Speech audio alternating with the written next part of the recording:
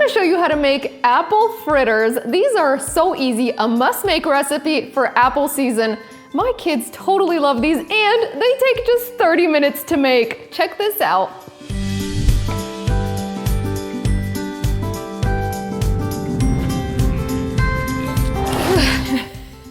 Hey everybody, it's Natasha of natashaskitchen.com. Okay. All right then, we're making apple fritters. This recipe couldn't be easier, and I'm craving some apple fritters, so let's get started. Make sure if you haven't already to subscribe to our channel if you like recipes that work. We'll start by making the batter. In a medium mixing bowl, combine 1 cup of all-purpose flour, 2 tablespoons of sugar, 1.5 teaspoons of baking powder, and 1/4 teaspoon of salt. Whisk that together and set it aside. In a second large mixing bowl, combine your wet ingredients. That's 2/3 cups of milk, 1 egg yolk, and a tablespoon of melted butter. Whisk that together.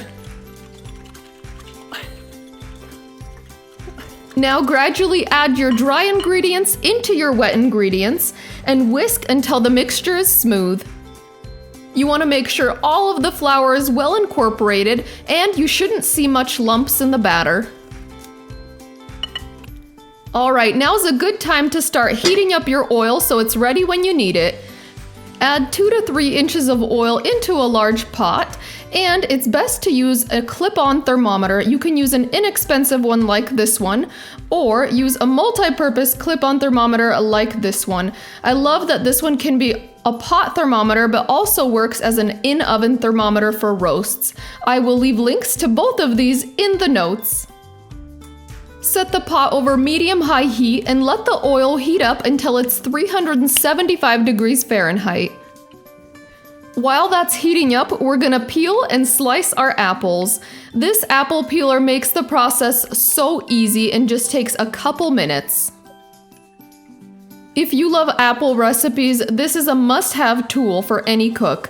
You just set the apple onto the rotator, twist the handle, and it peels, cores, and slices your apple into perfect 1/4 inch thick slices. This is seriously one of my favorite time-saving tools, and I will link to it in the notes.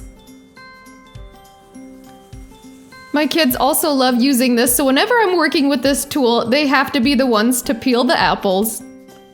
And because it removes such a thin layer of the skin, there really is no waste when you use the apple slicer. But if you don't have an apple slicer, you can absolutely peel, core, and slice the apples by hand.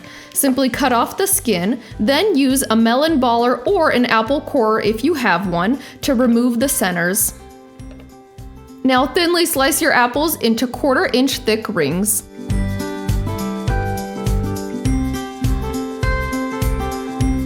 When you're using the apple slicer, it does make connected rings, so you do want to give it one quick slice down the side of your apple stack.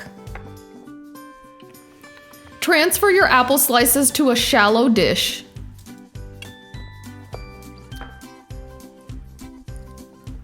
To keep the apples from browning, you'll need some fresh squeezed lemon juice. Okay, that landed right in the egg whites. We're gonna give it a quick rinse. Be right back. You should be able to get about 3 tablespoons of juice from 1 lemon.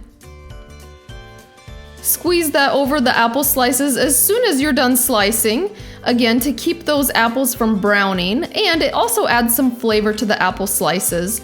I like to just toss them together with the lemon juice to make sure they're coated. Now here's our secret trick to making the batter super fluffy. You'll need 2 egg whites, and we're gonna beat those until stiff peaks form. You can either use a whisk, or one of these fun hand beaters, or even an electric hand mixer. When you pull up on the beaters, you should see stiff peaks. You wanna make sure those egg whites don't get too dry or they'll be difficult to fold in. Use a spatula to gently blend in the egg whites until no white streaks remain. The egg whites will make the batter super fluffy and soft and help it to rise even more while they're frying. Once the oil is at temperature, you're gonna start dipping the apple fritters.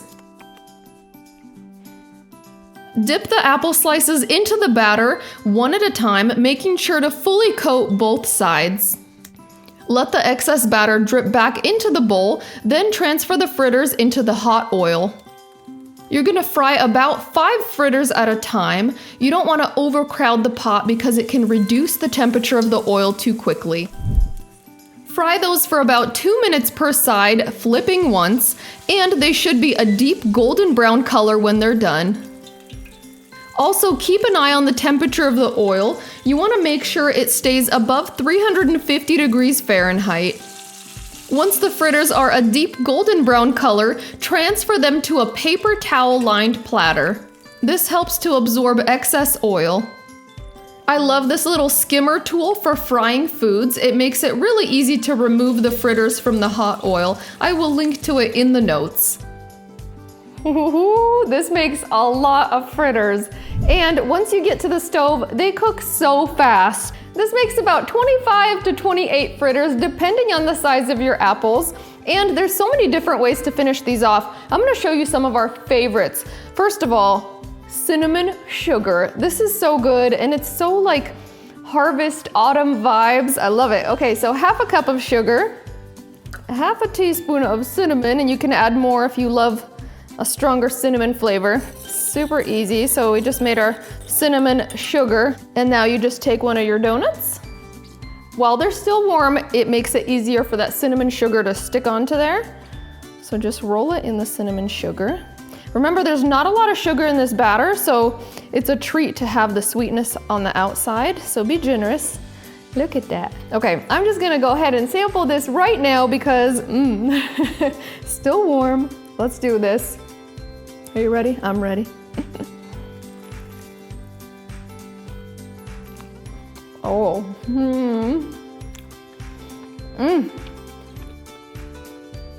I love how it's crisp on the outside, tender on the inside. It's like a donut consistency in there, and then you've got that tender and juicy slice of apple that's softened. And I love a crisp tart apple because then the combination of sweet and tangy is just so delightful. I'm delighted to take another bite. Oh, yum. Okay. This is so good. And I love how they look like donuts. I mean, they're so cute. We do have several donut recipes. If you haven't tried them already, they are definitely crowd-pleasing recipes. I'll make sure to link to those in the notes for your enjoyment. And now I also want to show you another way to serve these. I've got cinnamon sugar fingers. Okay, so put them on a platter. All right. Then you're gonna dust generously with powdered sugar. Remember, be generous. You can dust both sides if you want to. If you're gonna stack a bunch of them, I recommend putting powdered sugar between each layer because again, without the powdered sugar, these are not overly sweet. So the sweetness is nice. I mean, you can make these a healthier donut, but it is a donut after all. And I'm telling you, as soon as the kids see these, they just disappear. I mean, I have to be careful not to turn around because they'll be gone. Okay, so we gotta do this taste test before they come home from school. Okay.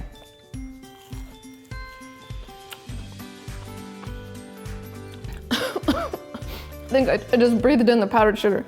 Don't do that.